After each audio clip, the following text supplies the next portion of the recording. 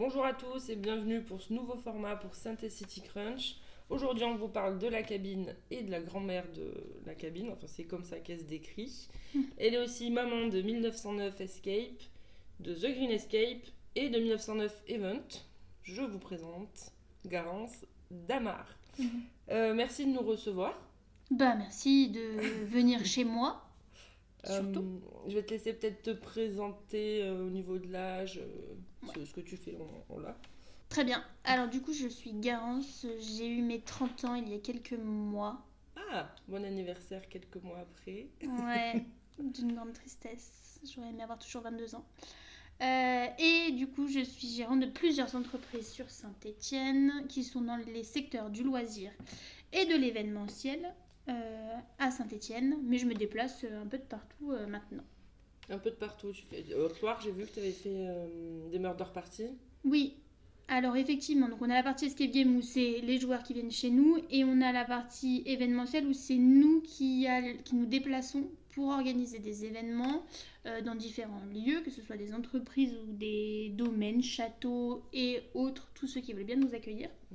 Et au niveau du lieu, alors effectivement, comme on est de la Loire, on travaille principalement ici. Mais on va en Haute-Loire, on va dans le Rhône. On travaille aussi, enfin on travaille là où on veut bien de nous. Donc on a travaillé aussi un peu plus dans le sud, à Avignon. On a travaillé à Annecy. Là on a des demandes sur du Marseille. Voilà. Ça s'élargit. Ça s'élargit. D'accord. Voilà. Mais ça intéresse Ça intéresse le cœur de l'activité. Du coup, tu as ouvert ta première boîte en 2016. Si mes recherches sont bonnes. Tout à fait, j'avais 22 ans du coup. Waouh. Ouais. Alors, qu'est-ce que ça fait? Ça fait que c'est super. C'est super de commencer à 22 ans parce que c'est ce que je dis très régulièrement. À 22 ans, on n'a rien. Donc on n'a rien à perdre. 22 ans, j'avais pas de travail. Enfin, je sortais d'un CDD pas très... Voilà, qui me plaisait pas forcément. J'avais pas de voiture, j'avais pas d'appart. Pas d'enfants, pas de sous. Donc si je plantais ma boîte, la seule chose qu'on pouvait m'enlever c'était moi-même. Comme ça risque pas d'arriver, du coup aucun risque. Aucun risque, beaucoup d'énergie, parce que quand on a 22 ans, même physiquement on a de l'énergie. Moi je sens bien que 8 ans après, j'ai moins d'énergie qu'à 22 ans.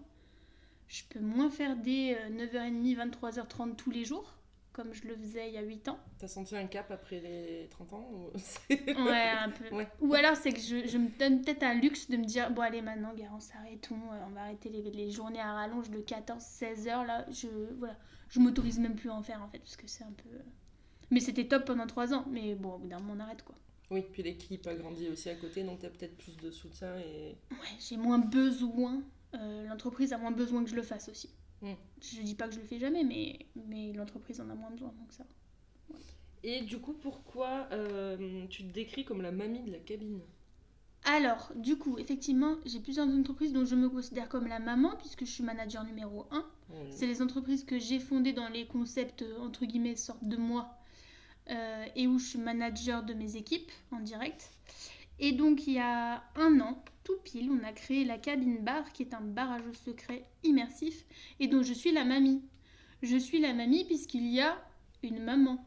Et je ne peux pas être et la mamie et la maman, sinon c'est très bizarre. Oui. Et la maman s'appelle Elina. Et donc c'est une de mes salariées. Et en fait, on a travaillé en ce qu'on appelle de l'intra-entrepreneuriat. Ça veut dire que Elina est salariée, mais c'est elle qui a monté, créé et monté le concept. Donc elle n'est pas associée sur le bar, puisqu'il est porté financièrement par moi. Mais en tout cas, c'est elle le concept, c'est elle qui le gère, c'est elle qui fait tout, et moi qui ne fais rien, à part soutenir financièrement. Et bon, après, je l'aiguille, parce que du coup, dans l'intra-entrepreneuriat, il y a des notions d'accompagnement de l'entrepreneur. Donc moi, je suis surtout là pour l'aiguiller, pour faire des points réguliers, pour veiller au bon fonctionnement. Mais je ne suis pas en prod. Oui. C'est pas moi qui vous accueille dans la cabine, c'est pas moi qui vous sert votre iced tea, c'est pas moi qui anime les jeux, c'est elle qui s'occupe de tout ça et surtout qui a développé le concept, qui a suivi le chantier, etc. Donc en fait, Elina, elle arrivait avec cette idée de monter ce barrage immersif. Ouais, alors ça part dans plusieurs sens. C'est que Elina, on voulait depuis un moment, moi c'est je veux dire, une jeune que j'ai chez moi depuis 2020. Ce qui est fou, c'est qu'elle a été recrutée en même temps que 10 autres personnes. Wow. Parce qu'elle a été recrutée quand on a ouvert Green à Steel. Oui. Et en fait, le jour où elle est rentrée, elle a rien compris, puisque j'ai embauché 10 personnes pour Steel et une personne pour 1909, et c'était Elina. Et ceux qui travaillent proches de moi savent qu'à Steel, donc à Green Escape Game, ils ont un manager, qui n'est pas moi. Il y a un manager, un responsable d'établissement. C'est Pascal actuellement. C'est Pascal actuellement, ouais, tout à fait. Et Elina, pour aucune raison majeure, je lui ai dit, toi tu seras avec moi, je te veux près de moi. Pourquoi, je sais pas, il y a un truc où je l'ai senti en fait. À l'entretien, j'ai dit, elle, je la veux près de moi. Alors que les 10 autres aussi, je les adorais, après l'entretien, il n'y avait pas de problème. Mais elle, je lui ai dit, je sais pas, j'ai senti un truc. Et c'est rigolo parce que 3 ans après, on avait envie de monter un truc, on savait pas quoi. Et en fait, moi j'ai repris des locaux, donc 150 mètres carrés. Je vais faire un signe du doigt pour qu'on comprenne sans comprendre, parce que le bar est secret, donc voilà. Oui. Et en fait, il y avait un espace un peu libre. On savait pas trop quoi faire. Moi, j'avais une envie de bar depuis longtemps. Mais pas de bar classique. Je voulais pas monter un bar pour monter un bar. Moi, ça m'intéresse pas. Je suis pas du monde de la restauration. Je sais pas faire. C'est pas mon métier. Franchement, servir des bières, je ne connais pas le métier. En fait, tu voulais un espace peut-être qui venait s'ajouter à l'activité classique qui était l'escape game, du coup. C'est ça. Je voulais un espace en plus et je voulais travailler des concepts. Je voulais, comme on travaille en événementiel, je voulais qu'on puisse faire du crash test de ce qu'on est fait en événementiel. Sans pression. Je voulais aussi... Nous, on n'a pas vraiment de proximité avec nos joueurs. Et on n'a pas de ce côté fidélisation. D'accord. Puisque nous, les joueurs, quand ils viennent chez nous, ils viennent 5 fois, ils font 5 salles et on les revoit plus. On les connaît pas trop finalement, nos clients. On les voit un quart d'heure avant le jeu. Bon, quand ils sont dans la salle, on les a par caméra, mais bon, c'est quand même... Mais tu les connais 1 heure et après... Voilà. Et après, ils partent. Donc, je trouvais ça un peu dommage et j'avais envie, moi, de connaître mieux mes clients, mes joueurs. C'est pas comme un bar où, on le voit, on va tous dans des bars à synthé. Qui ne connaît pas les barman des principaux bars de synthé, je pense que voilà, ils ont les prénoms de la moitié de Saint-Étienne. Ouais. Et j'aimais bien ce truc-là. Par contre, effectivement, si on montait un bar, on montait pas un bar classique. Parce qu'une fois de plus, c'est pas mon métier. Et tu voulais garder le lien avec l'événementiel? Pardon, je t'écoute. Ouais, garder le lien avec l'événementiel. Et du coup, quand on a monté le truc, on s'est posé plein de questions. Et 2 questions principales qui sont les suivantes, c'était que nous, quand on est dans un bar, on a tous très envie d'aller parler avec les voisins de derrière, qui ont l'air super sympas. Ou d'écouter leur conversation. Voilà, mais où on n'ose pas le faire.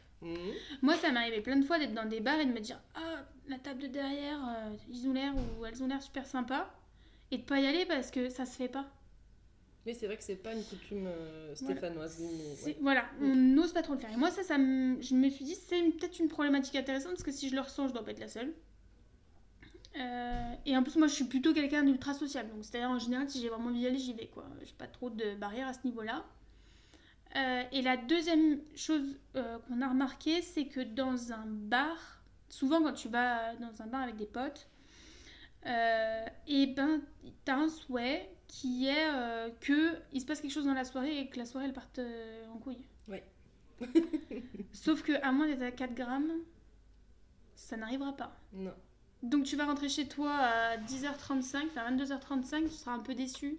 Parce que finalement, t'auras vu tes 3 copines, mais bon, la soirée restera pas gravée, quoi. Là, c'est des trucs un peu plan-plan. Ouais, un peu, surtout quand tu passes 25 ans. Je connais. Voilà. Oui. Il y a moins les trucs marrants que t'as dans les soirées avant. Entre 20 et 25, où t'as croisé le crush de la pote, de machin, et en fait, t'as vu que... Voilà. Et moi, ça me fait rêver, même à 30 ans. Et voilà, il se passe rien d'incroyable, quoi. Enfin, disons-le. Donc nous, on s'est demandé comment on pouvait aller rechercher ce truc de... Il se passe quelque chose, tu t'en souviens. Et ta soirée, elle te marque. Et donc, on voulait un bar où tu parles au voisin de derrière si t'as envie de lui parler, sans que ce soit gênant. On n'est pas un bar cassos, tu vois. Voilà. Ça sera le titre du podcast. On voulait pas faire un podcast, j'assume ce titre. Non mais voilà, pas non plus... voilà, on a compris. Oui. Et qu'il se passe des trucs fun où tu t'en souviens. Et du coup, c'est-à-dire on va monter un bar sur ce format-là. Et après, on a rajouté tout ce truc de immersif, on vient de l'escape game, donc on est parti sur le délire du train, du voyage ludique, de la cabine du coup. Ouais. Donc, comme c'est un train, comme c'est une cabine, c'est pas un bar, c'est un wagon-bar. Donc comme c'est un wagon-bar, on n'a pas de tireuse à bière, c'est que des bières en canette. Bah oui, il n'y a pas de tireuse dans un train. Donc, et après, on allait chercher vachement loin dans le concept en fait. Et aujourd'hui, du coup, quand on vient, et ben, on peut vivre des trucs qu'on ne vit pas ailleurs. Parce qu'il y a des soirées à thème. Parce qu'il y a des soirées à thème. Donc... Et qu'il y a des jeux mis à dispo aussi un peu partout dans la pièce. Ouais. Donc on est ouvert les jeudis, vendredis et samedis soir de 17h à 23h. Les jeudis et vendredis, il y a toujours des animations. Okay. Alors, on peut venir comme ça et pas du tout participer à l'animation. Et prendre un petit jeu de plateau et s'amuser avec ses potes. Mais les animations sont ouvertes et ça va du burger quiz au Cluedo géant, on fait de la murder party, au loup-garou, à tout ce qu'on veut en fait. Et du coup au niveau des animations c'est très large et ça nous permet aussi de tester nous tout ce qu'on va faire en événementiel après. Je pense à la semaine dernière où on a fait une escape box, donc c'est un escape game sur table sur le thème d'Harry Potter. En fait c'est un de mes scénaristes qui l'a monté. Et c'était la première fois où on l'a fait jouer. C'est tout ce qui peut être joué ici, c'est créé par des gens d'ici. Des salariés d'ici. Ok. C'est ça. Bah, sauf quand on reprend le concept du loup-garou. Oui, non. Oh, le Cluedo, oui. Non. Voilà, on tirera pas. Bah alors, Cluedo géant, j'utilise ce mot. En fait, c'est pour dire murder party. Les murder party, on les écrit nous. Mais voilà. Mais oui, non, on ne dira pas que c'est nous qui avons écrit le loup-garou.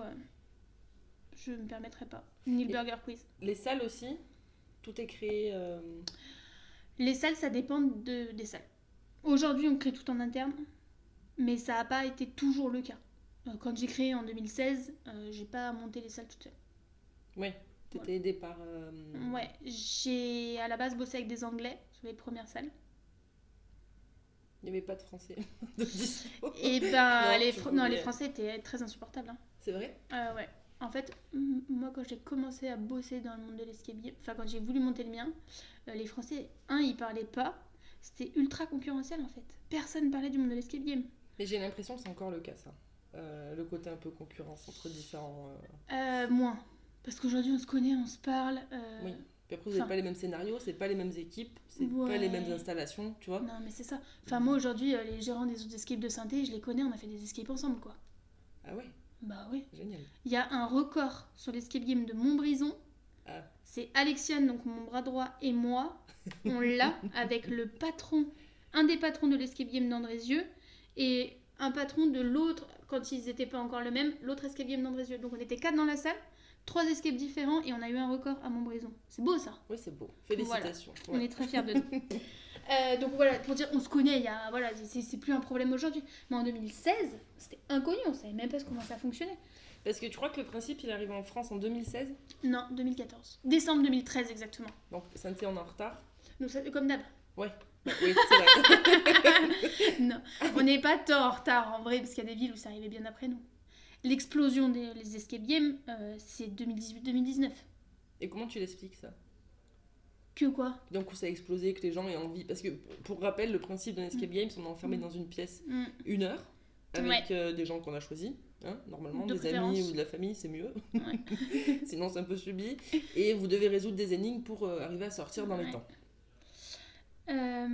Et pourquoi, d'un coup, il y a eu autant d'engouement C'était la mode. Mais au même titre que la mode du laser game dans les années 2000 et de la clope électronique. En fait, là, je vais rentrer un peu dans le business, mais dans le marché business, c'est une courbe. Hein. Donc, c'est arrivé en France en décembre 2013. Ça vient du Japon. Après, c'est arrivé en Europe par l'Europe de l'Est. Premier en France, décembre 2013. Et après, il y a eu une hype de l'escape game. Oui. Où, moi, je suis arrivée dans ce moment-là, là, au début de la hype. C'est simple. Quand moi, j'ai ouvert en 2016, alors, de mémoire, on était 350 en France. En 2019, on a passé la barre des 1000. Waouh. Et aujourd'hui, on est redescendu. Loire-Sud, on était 14. Hein. Ah bon? Ouais. 14. Dans la Loire. Ah ouais. Et aujourd'hui, bien vous êtes... descendu. Et ben Saint-Étienne, on n'est plus que 3. Oui, ouais. 4, si on compte 1909 et Green, c'est 2 différents, on est 4. Moi, je les compte ensemble, mais... ok. Ouais, mais c'est 2 marques différentes, c'est 2 entreprises différentes. D'accord. 2 marques différentes. Donc ouais, bon, à la limite, 3 ou 4. Mm. Et après, il y en a un sur Andrézieux, et c'est tout. Et les 14 autres, ils sont passés où? Ils sont HS. Bah moi, j'en ai racheté un. Mm. Mes confrères Escape, ils en ont racheté un. Lasdor, il a racheté un autre à... Sud-Andrézieux a racheté un autre à Andrézieux. Enfin, tout le monde, c'est un peu... Voilà. Est-ce que vous pouvez acheter... Toi, demain, tu vas acheter une salle chez Escape? Ouais. Tu peux. Bah, en fait, rien qui m'en empêche. Et ça peut se passer comme ça sur le marché? Ouais, ça peut. C'est Bon, alors, c'est juste pas ce pour qui se cerner fait parce comment- que c'est pas très intéressant, parce Non. que bah, on a la même clientèle, donc j'éviterai d'aller chez là. Non, mais si tu veux, à Annecy... Ouais, Mais oui, on peut. Tu ouais. peux. Ouais, bah après, c'est juste chiant à démonter, à remonter, mais ouais, ça peut se faire. d'accord. Ouais, Ok. complètement. Mais en fait, ce qui s'est passé, c'est que c'est comme tout marché à la mode. Tout le monde s'est dit, oh, c'est génial, monter un escape game, Et après, il y a beaucoup de gens qui se sont rendus compte que c'était un métier qui était hyper dur. Parce que c'est un métier qui est hyper chronophage. Mm. Parce que déjà, t'es ouvert du lundi au dimanche.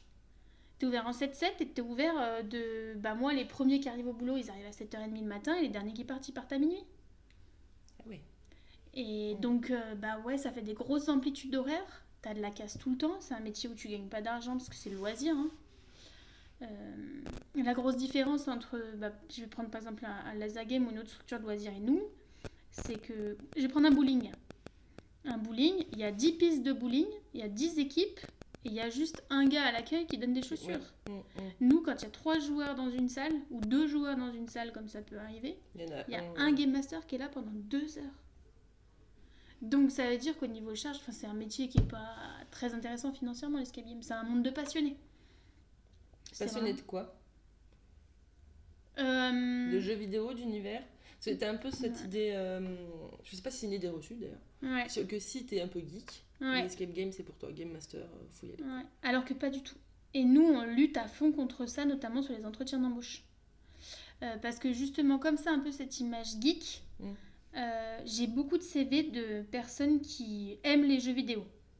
Mais en fait, déjà, nous, on joue pas toute la journée. Enfin, moi, j'ai pas... jeux vidéo, pas- ça me parle pas. Et moi, je vais préférer un CV d'un animateur camping. Et parce qu'il aura plus de... Parce qu'en fait, notre métier, c'est l'accueil. Notre métier, c'est pas de jouer. Notre métier, c'est de faire jouer des gens et pas de jouer nous. Et du coup, ouais, dans mon équipe, j'ai plus d'animateurs de camping que de geeks jeux vidéo, quoi. Oui, donc c'est une idée reçue. Donc, c'est complètement une idée reçue. Ok. Ouais. Et donc, finalement, c'est tout profil. Moi, quand je recrute. Ce que je dis souvent, c'est que je recrute des gens dont la compétence principale est d'être sympa. Parce que pour moi, c'est une compétence. Il y a D'être des gens... sympa. Ouais. Oui. C'est vrai. Non, mais il y a des gens, ils font la boude. Et c'est leur Mm. naturel de faire la boude. C'est pas grave, je leur en veux pas. Mais quand on reçoit du public, bah, on peut pas faire la boude toute la journée, quoi. Bah, tu peux pas animer et... Le Game Master, son rôle aussi, c'est un peu d'impulser une dynamique pendant le jeu. Et c'est sûr que si t'es un peu ronchon, ou bien toi sûr. t'appelles ça la boude, moi j'appelle ça les gens aigris, Oui. ça marche pas. Ah bah non, mais c'est clair. Enfin, ouais, nous, il peut nous arriver la pire des merdes le matin. Bah, le joueur Ne sentira pas. le sentira pas. Enfin, si je compare à Disney, Mm. tu vas à Disney, que la mascotte de Minnie... C'est des mascottes, arrête. Ouais, mais bon, c'est pareil. Minnie, elle peut pas faire la gueule, quoi. Non. Et Cendrillon non que, plus. voilà, Ouais. Cendrillon peut pas faire la gueule. Et le matin qu'elle ait appris que son chien... C'est horrible ce que je veux dire, mais que son chien il soit décédé ou pas, Cendrillon, elle aura le sourire de la même manière, quoi. Et donc ça, effectivement, c'est pas donné à tout le monde. Donc il y a un truc de poker face un peu à apprendre, quoi. Ça s'apprend? Bon, je pense qu'il y a beaucoup de naturel là-dedans. Ouais. Donc moi, c'est vrai que j'essaye d'embaucher des gens qui ont déjà ce naturel jovial. Mm. Et après, je leur dis en tout cas. Nous, souvent, ce qu'on dit à nos game masters, c'est donc au maître du jeu, c'est attention, vous, la salle, vous l'avez fait jouer des centaines de fois, mais pour le coup, votre joueur, il ne vient qu'une fois. Oui. Donc il faut qu'ils vivent la même... Donc il faut qu'ils vivent un truc de fou. Mm. Et ce qu'on dit aussi, c'est que quand un joueur vient chez nous, il nous confie 1 heure de son temps, le temps étant la ressource la plus précieuse que nous avons, puisqu'elle n'est pas en quantité, genre dans un truc un peu philosophie de comptoir, mais que je trouve très vrai. C'est que du coup, le joueur nous donne son temps, il nous donne 1 heure, cette heure, il ne la reverra jamais. Donc autant qu'on la prenne avec le plus grand soin. Voilà. Donc c'est là où je vais essayer d'avoir de l'exigence là-dessus. Et que j'espère que mon équipe en a... Je fais tout pour que mon équipe ait cette exigence aussi. T'es très proche de ton équipe aussi, hein. Ah ouais. J'ai vu, je vois les posts sur LinkedIn, la meute, je sais plus où j'ai lu ça. Ouais. Ouais. Ah bah carrément. T'es maman en fait de 20 salariés. Ouais, carrément. Ouais. Moi j'ai découvert ce truc-là d'avoir des salariés. J'en ai tout de suite eu. Et au début je savais pas du tout comment ça allait se passer. J'ai pas du tout de formation en management ni rien. Oui, parce que t'as une formation événementielle. Ouais. Et t'as un DUT. Ouais, j'ai un bac art appliqué. Après j'ai un DUT de commerce. Et donc là tu fais rapide du management. Mais bon, t'as 18-19 ans. Je sais même pas de quoi ça parle. Et après, ouais, j'ai une formation en événementiel. Mais... Et en fait, ouais, ça me plaît vachement de gérer une équipe. J'adore ça. Moi, je serais incapable aujourd'hui de me dire je vends mes boîtes et demain, je monte une boîte où je suis auto-entrepreneuse, je bosse toute seule. Et t'es toute seule. Mon angoisse de faire ça. Non, moi, j'ai besoin là qu'on soit 20 et que ça fasse une armée comme dans 300. Là. Oui. Tu vois. J'adore le fait d'être les uns avec les autres, quoi. Et c'est un peu le ressenti qu'on peut avoir. J'ai fait la nuit du droit. Ouais. Vous aviez organisé au tribunal qui était... c'était fou. C'était un événement fou parce que tout le monde s'est laissé prendre dans le truc. Et je sais pas combien on était devant le tribunal là. Quand tu parlais à la fin, tu sais qu'il y a 600, ouais. On était 600. Vous étiez 600. C'est énorme. 650 même. Et il y a tout le dénouement, tout ça. Et en fait, on voit toute ton équipe qui arrive. Ouais. Vous arrivez tous pour saluer en fait. Ouais. Et là, on a fait waouh. Ils étaient quoi 20 15 Alors, de mon équipe, on était 20. Ouais. Plus moi, j'en avais pris 5 de mes anciens salariés qui étaient trop chauds pour le faire. Plus, là, on avait des bénévoles en plus de tous les professionnels du monde du droit. Parce qu'avec nous, il y avait le procureur, il y avait le doyen de la fac, il y avait etc. En prestat pur. Et en plus, j'avais ma boîte de prod sur l'événement. D'accord. J'avais sous-traité la production. Le son, la lumière, le fait que il y avait une connexion, c'était balancé sur Twitch. Enfin, moi, je le fais. Oui, parce que c'était retransmis en direct sur Twitch. Ouais. Les gens pouvaient jouer sur le chat, je crois. Il y avait un truc comme ça. Sur Insta. Oui. Ouais. C'était un truc de fou, hein. Ça. Ouais. Non, c'était une dinguerie. Et l'Insta, c'était moi qui le gérais. Ah ouais. Ouais. T'as eu le temps de gérer l'Insta toute la soirée? Bah, c'était ma mission. Waouh. Et moi, j'ai rien foutu cette soirée. Personne m'a vu, mais je n'ai rien foutu à part Instagram. Je courais et je faisais des stories. Et ben en fait, c'était tellement calé. En fait, ils étaient 3 à gérer ce projet.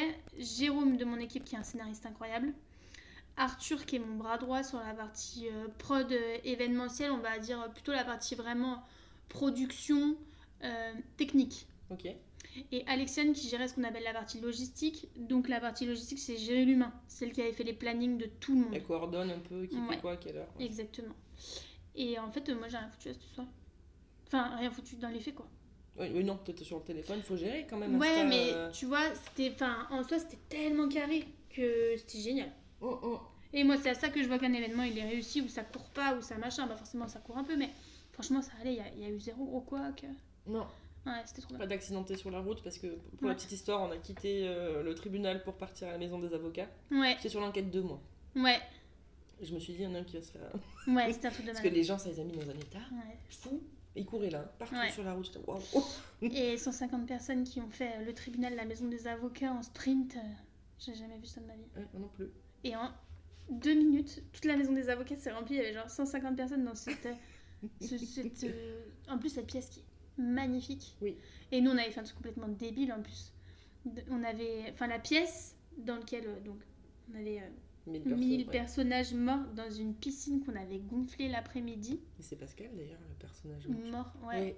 Oui. Et la piscine, faut imaginer qu'on l'a installée, donc c'est une piscine gonflable qu'on a gonflée à la bouche parce que notre pompe ne marchait pas. On a mis des paillettes de partout, des boules à facettes, des bouteilles d'alcool renversées et tout. On est dans une maison des avocats, il y avait des audiences en même temps qu'on faisait ça. Non mais le truc était lunaire, c'est hilarant. Et on a des vidéos de l'installation mais qui sont encore plus drôles que vraiment le truc parce que c'était n'importe quoi. Combien de temps ça t'a mis de préparer un événement comme ça? En scénar, 3 mois. Waouh. Et après, franchement, on a grave bossé le dernier mois. Et je parle pas des derniers jours. Où on n'a pas beaucoup dormi. Mais c'était... En fait, surtout, on avait une grosse demande. Donc, c'était dans le cadre de la nuit des avocats et commandé par le tribunal, la faculté. Et le barreau, donc la maison des avocats. Et en fait, on avait un vrai enjeu pédagogique dessus, puisque basse le fait de faire un événement géant dans le tribunal et de faire un truc waouh, il fallait qu'au niveau du contenu, on soit hyper carré. Parce qu'on n'avait pas le droit de dire n'importe quoi. Oui. Il fallait que ce soit juste. Dans, par exemple, ceux qui ont mené l'enquête du procès, il fallait qu'on soit sur un vrai déroulé de procès. Et donc nous, on a tous ceux de mon équipe qui ont vraiment été là pour l'écriture, etc. du scénario, on a eu une formation en droit. Là, pour pouvoir... Pour pouvoir l'écrire et pas raconter n'importe quoi. Ouais, et ça, hyper important, parce qu'une fois que t'es là-dedans, s'il y a un gros couac où tu dis n'importe quoi, c'est pas possible, quoi. Donc, ouais. Puis c'est une immersion. Oui.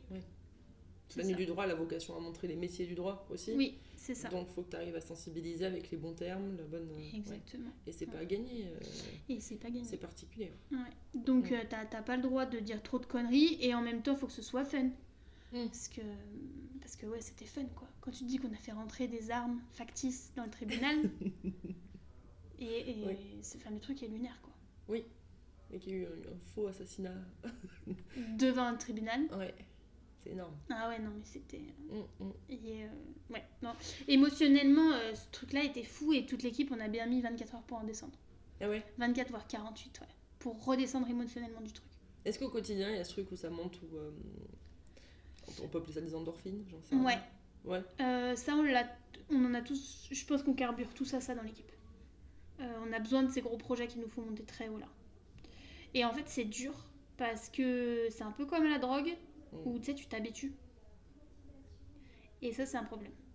Parce que moi, je vois... Parce que du coup, on est une équipe de toujours plus. Et c'est insupportable d'être toujours plus. Parce que du coup, tu te dis...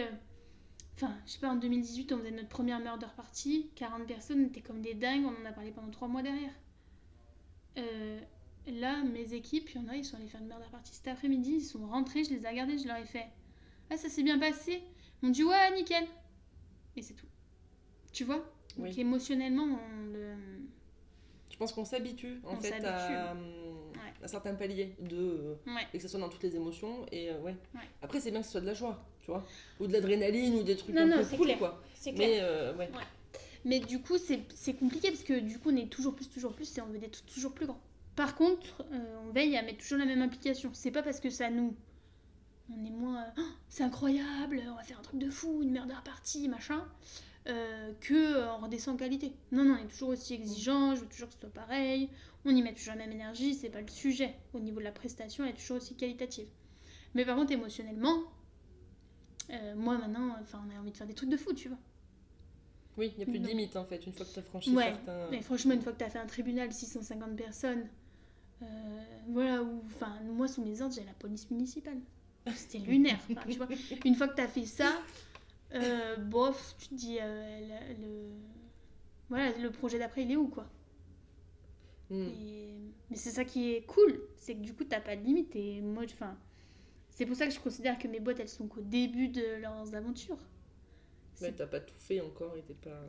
Mais le champ des possibles il est tellement large, autant sur la quali que sur ce que tu peux apporter. Là il y a pas longtemps on a fait une enquête immersive à la Maison Attier. Oui.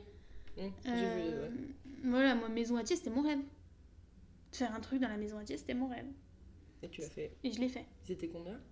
On n'était pas très nombreux pour le coup. En plus, on a eu une merde avec Facebook. On a eu des problèmes de communication sur l'événement. On s'est fait pirater notre Facebook.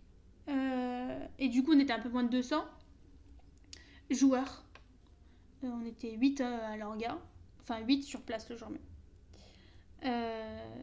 Et c'était trop beau. Parce que cette enquête, elle était belle, le scénario, il était magnifique. C'était un scénario très bien écrit. C'était le même scénariste que sur le tribunal. Et les personnages, ils étaient beaux, les costumes, ils étaient beaux, le lieu, il est beau. L'enquête, elle était pas simple, mais elle était très finement écrite. Et ouais, moi, c'était un rêve, La Maison Hachée. Tu me disais tout à l'heure, c'était un peu poétique. Ouais. Parce que du coup, vous arrivez à faire autant des trucs waouh avec une effervescence de ouf, Ouais. type tribunal, Ouais. comme des choses peut-être un peu plus douces et... Exactement. Ouais. Bah déjà, quand t'as moins de joueurs, tu vois, et essayer d'aller créer un peu des moments suspendus. C'est pas forcément le cas de ce qu'on avait créé à la Maison Hachée, mais ça me fait penser à un très ancien événement qu'on avait créé. Ça doit dater de 2019, quelque chose comme ça. On avait fait un escape game géant dans le musée de la mine. Et en fait, j'avais à l'époque dans l'équipe une nana qui jouait de la harpe. Wow. Et c'était merveilleux parce qu'en fait, toute l'idée de l'escape game, c'était de relancer les machines. Et en fait, elle était le dernier personnage que les joueurs rencontraient. Et en fait, quand tu devais faire une espèce d'incantation, je sais pas quoi, on mettait des capes aux joueurs. Et en fait, ça réenclenchait la machine et elle était liée à la machine. Elle faisait partie de la machine. Ouais. Et du coup, en fait, elle déclenchait et elle avait une espèce d'immense costume qui la reliait physiquement à la machine avec des bouts de plastoc un peu en mode, tu vois, Médusa, quoi. Et en fait, quand les joueurs la déclenchaient, elle se mettait à jouer de la harpe. Et là, mais t'es dans le musée de la mine, t'as une nana qui a un costume merveilleux relié aux machines de la mine et elle se met à jouer de la harpe. Ouais, Imagine juste émotionnellement le moment suspendu que tu vis. C'est un truc de malade. C'est ton super pouvoir, ça? Créer des moments suspendus? J'aimerais bien. J'essaye. Ouais. J'essaye. Ça serait quoi sinon? Mon super pouvoir que j'ai tout de suite là? Oui. Je pense la joie. Ah, tu considères ça comme un super pouvoir? Ouais. Je vois trop de gens aigris. Comment tu dis? Ils font la boude. Oui. Ils font la boude. Ouais. Mais moi, tu me croises et je pense que c'est quelque chose que tout le monde dira, qui se vérifie. Et tu me croises à 6h30 du mat ou à 23h, tu me croises, j'ai la patate. Tu vois, j'ai pas de moment... Non-stop, une pile, quoi. Ouais. Après, j'ai des moments... Attention, quand je suis en off avec mes équipes, c'est différent. Hein. J'ai des moments où je suis très sérieuse. Mais par contre, je suis on fire tout le temps, quoi. Ouais, ça c'est peut-être... Peut-être parce que tu t'épanouis vachement dans ce que tu fais. Non, mais c'est clair. Mais je serais incapable de vivre autrement. Enfin, certainement que je le ferais, hein, mais quand t'as mon métier, avec les responsabilités qu'elles impliquent, parce qu'aujourd'hui, je suis chef d'entreprise de 20 salariés, je reste en centre-ville de Saint-Étienne, c'est quand même pas simple tous les jours. Tu vois, t'as des problèmes... Bah ouais, il y a moins de... Tu vois, la fréquentation, on en parle tous les jours, que c'est plus compliqué, que machin. T'as quand même des mauvaises nouvelles à longueur de journée, on vient de sortir d'un Covid. Oui. Avant, il y a eu les gilets jaunes. J'en mets pas du tout en cause la cause des gilets jaunes. Non, juste le fait que ça nous bloquait la rue dès samedi. Après, je reviendrai pas du tout sur le fait politique, c'est pas du tout mon rôle. Mais constat que c'était compliqué d'être accessible à nous. Enfin, tu vois, on a enchaîné plein de trucs. Là, en ce moment, crise énergétique. Les mauvaises nouvelles, on les a, tu vois. Mais en fait, c'était pas un peu joyeux. Ah bah, tu peux... Flemme, quoi. Oui. Tu vois, flemme. Donc, moi, j'ai un métier super créatif où je bosse avec des gens super sympas. J'adore. Et où l'enjeu, c'est de s'amuser, en fait. Ouais. Toi, ton cœur de métier, c'est ça, c'est kiffer. C'est kiffer. Et la cabine aussi. Ouais. En parlant à son voisin, même si on le connaît pas. Voilà, exactement. Moi, ouais, je veux faire kiffer les gens. Je veux passer des bons moments avec les gens. Et la cabine, elle aurait vocation à évoluer. Mais souvent, c'est les vrais bonheurs, c'est les bonheurs qui sont parfaits. En wagon, pas du tout. C'est quoi la prochaine étape, en fait? Tu disais tout à l'heure toujours plus. Ouais, alors sur la cabine, on sait pas trop parce qu'on a un vrai regard quali. Donc aujourd'hui, l'évolution, elle est complexe parce qu'en fait, c'est plutôt des petites améliorations quotidiennes. On va tester des petits concepts, des petites choses. Et elle nous permet surtout d'aller travailler ce qu'on va emmener en événement derrière. Là, avec donc Elina, la maman de la cabine, on travaille sur un espèce de concept toujours dans cette logique de se rencontrer et de se rencontrer de manière pas gênante, tu vois. Oui. D'un truc de comment tu rencontres les gens de manière saine et notamment dans les soirées professionnelles. Ah oui. Ouais. Ouais, ça c'est un vrai sujet. Ouais. Est-ce que tu vois, enfin toutes les personnes, je pense qu'il y a beaucoup de personnes qui vont comprendre de quoi je parle.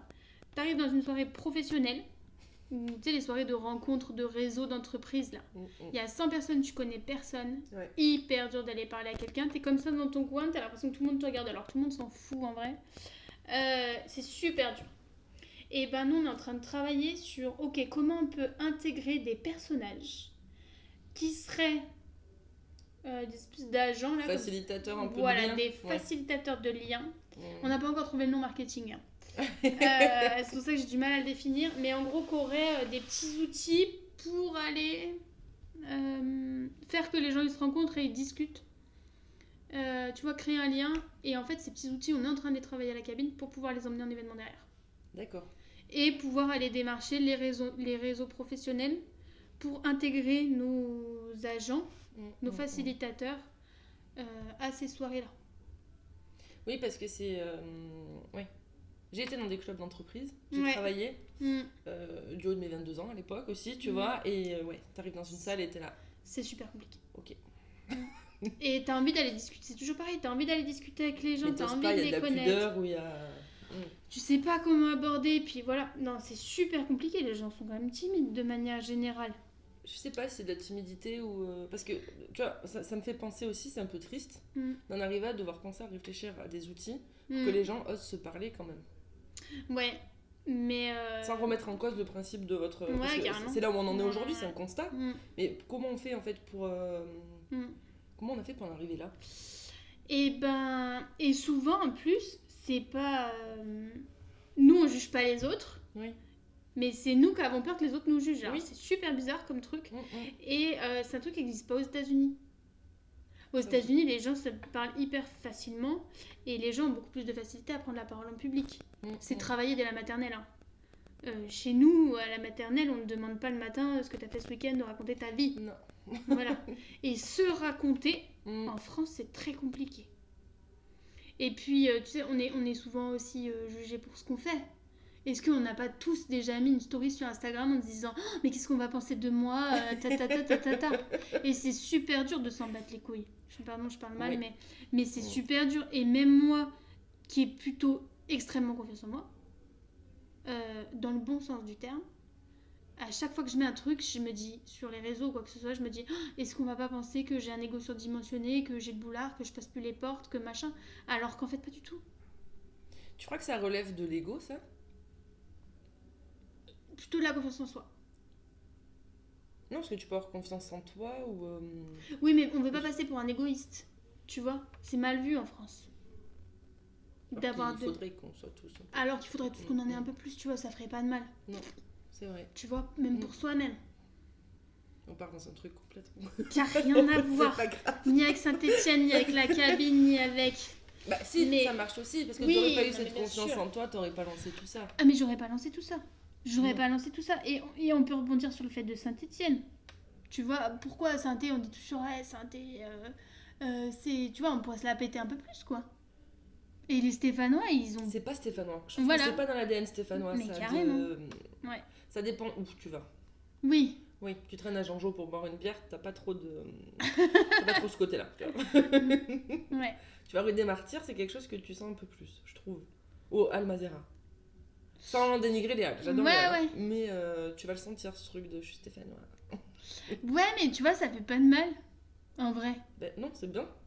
Moi, je trouve que c'est cool, tu vois. Ça crée une communauté aussi. Ouais.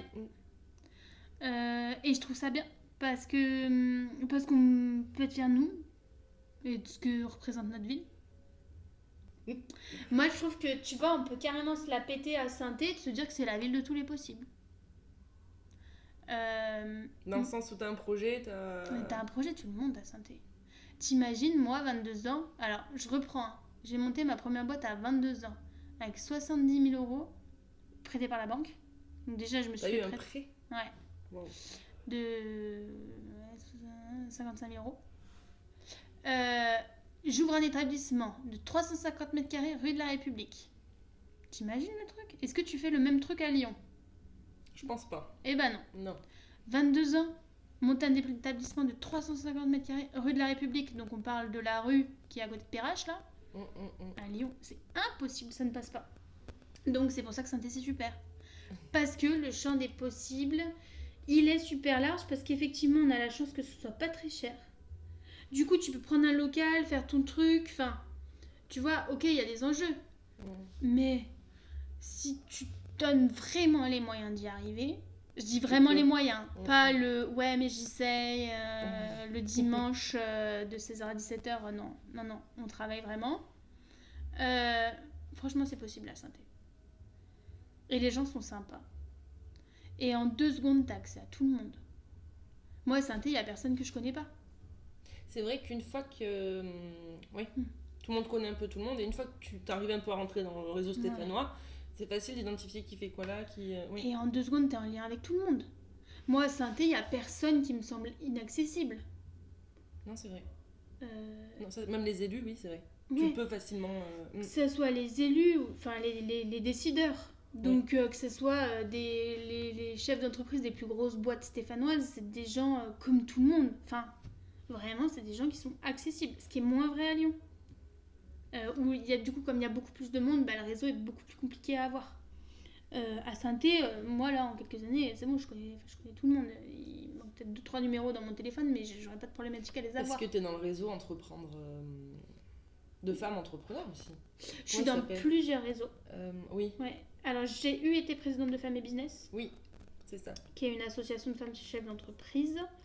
Mais j'ai été dans plusieurs réseaux, mais ça, effectivement, ça aide à avoir du réseau, d'être dans un réseau professionnel. Mais, Saint-Étienne, quoi.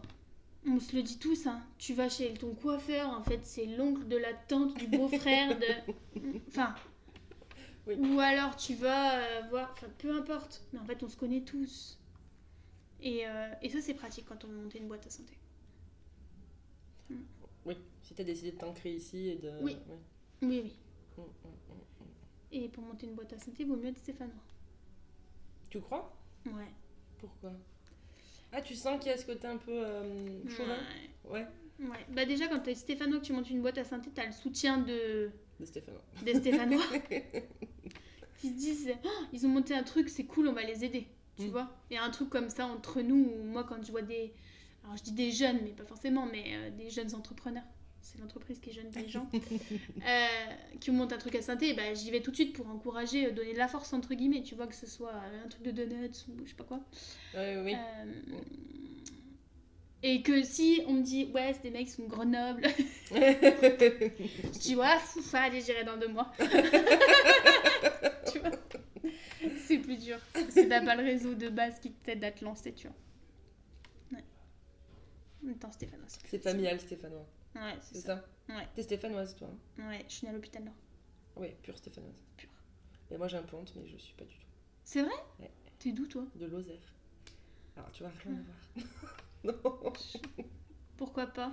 Oui, mais ici tous les depuis 8 ans. Hein. Ah ouais, donc voilà, un peu stéphanoise. Voilà. J'ai fait mes marques ici. Ouais. Quand même. Dernier petit jeu pour conclure, Garance. Ouais. Si tu veux bien jouer. Oui, je veux jouer, toujours. C'est un modèle inspiré de Combini, on va pas le cacher. Ouais. Hein. Je vais te donner 2 propositions. Je veux que tu me répondes le plus vite possible, sans te justifier, comme ça. Ok. Sans justifier? Sans justifier. C'est génial. Tu veux justifier? Non. Non. Et tu choisis. Ok. C'est parti? Ouais. Pour un verre en terrasse, plutôt Jean-Jo ou rue des Martyrs? Jean-Jo. Une soirée concert, le Fil ou Zénith? Le Fil. Pour un match de l'ASSE féminin ou masculin? L'équipe de foot. C'est dur, on va dire les mecs parce que je suis jamais allée voir les filles, la honte. Musée de la Mine ou musée d'art moderne? Musée de la Mine. Centre 2 ou style? Je suis obligée de dire style, je suis désolée. Donuts ou cookies? Donuts. Pizza ou pâtes? Les pâtes. Une balade à Saint-Victor ou une balade à Lyon? Saint-Victor, j'ai vu plus souvent. Bellevue ou la terrasse? Bellevue. Carnot ou Tarentaise? Tarentaise. Pourquoi? Il y a la comète. Ah oui, tu réfléchis en culture. Ah bah ouais. D'accord. Incroyable la comète. Gonzague ou Quick? Gonzague. Tu connais Gonzague? Le resto? Oui. Bah ouais. Gonzague? Bah ouais. Puis Quick, j'y suis pas allée. C'est fermé en plus. Non, il en a perdu un, il a Saint-Étienne. C'est suite du rond-point La Plane Oui. Parce qu'on peut plus dire le rond-point du Quick maintenant. Ben non, c'est le King du Quick. Oui. Je crois. Non, Si. c'est fermé. C'est devenu En un du bécard, Coq-Fariel. Oui. Donc je passe tous les jours devant parce que je vais courir. Et je Oui. passe devant pour aller courir là-haut. Je ne sais pas. Jardin des Plantes ou Puy-Couriot? Jardin des Plantes. Ah ouais. Bah c'est près de chez moi et j'y cours tous les dimanches. Guinguette du Puy-Couriot. On va Ouais. rester sur le Puy-Couriot. Ouais. Ou les soirées musique à Jonjo. Guinguette. Guinguette ou la cabine? Bah c'est comme si tu me dis hiver ou été. Eh ben tu non. vois. Et non. Ouais, c'est chaud quand même, hein. Bah, en plus, non, la cabine, elle est fermée au mois d'août. Donc tu peux aller aux Donc, guinguettes. Donc les guinguettes. Bowling ou patinoire? Bah les deux, ils existent. Cette question est Il hilarante. est où le bowling à Saint-Étienne? Bah il existe plus à la Plane Achille. Oui, c'est fini. Ouais. Ça se Donc tire, maintenant, il y en a un à Seben Ouais. Square à Style et Mm. un à Villars. Le fil ou la comédie? Ah, le fil. À quoi qu'il arrive. Ah, quoi qu'il arrive, le fil, j'aime trop. Et l'énigme, pour trouver la cabine, vous donnez un petit billet. Ouais. Est-ce que tu crois qu'on peut diffuser l'énigme sur le podcast ou pas? Euh, Si on l'a dit à l'oral? Alors, en fait, c'est surtout pour accéder à la cabine, c'est pas bien compliqué. Il faut trouver un numéro de quai. Une fois qu'on a obtenu ce numéro de quai, ça nous permet de trouver l'adresse de la cabine et de trouver le numéro de quai qui sera demandé à l'entrée de la cabine. Et ce numéro de quai, le plus simple pour le trouver, c'est simplement d'aller sur les réseaux sociaux de la cabine. On peut vous trouver sur Insta, Facebook. Insta, Facebook, Ça s'appelle la cabine bar. la cabine bar. Ok. Ouais, Et du jeudi au dimanche, au samedi, au samedi, de 17h à 23h. tout à fait. Et soirée thématique les jeudis et les vendredis. Parfait. Merci Garance pour ce, Merci à pour ce toi. moment. On espère que vous aurez apprécié aussi. N'hésitez pas à lâcher vos coms, comme sur Skyblog à l'époque. Et si vous avez d'autres questions, on les fera passer à Garance aussi. Avec plaisir. On arrive donc à la fin de ce premier épisode. C'était à la Belle Étoile pour Saint-City Crunch. Je suis Alexia. Garance Damar nous a reçus dans les locaux de 1909 et je tiens à nouveau à la remercier pour sa gentillesse, sa disponibilité et la qualité des échanges qu'on a pu avoir. Comme elle dit, il vaut mieux quelque chose de fait que de parfait. Je vous invite à suivre la cabine bar sur Insta. Ça s'appelle la cabine bar, où vous pourrez retrouver la programmation, notamment avec une soirée événement le 24 pour fêter les 1 an de l'existence de la cabine. Pour ma part, vous pouvez aussi me retrouver sur Insta à La Belle Étoile. Tout se tient sans point tout attaché. Ou sur YouTube à La Belle Étoile-podcast. Ou sur Spotify au même nom. N'hésitez pas à nous faire un retour si ce format vous a plu, si vous avez des questions ou d'autres idées ou d'autres suggestions pour la suite de ce format sur Saint-City Crunch. On se retrouve très vite pour de nouvelles aventures. Des bisous!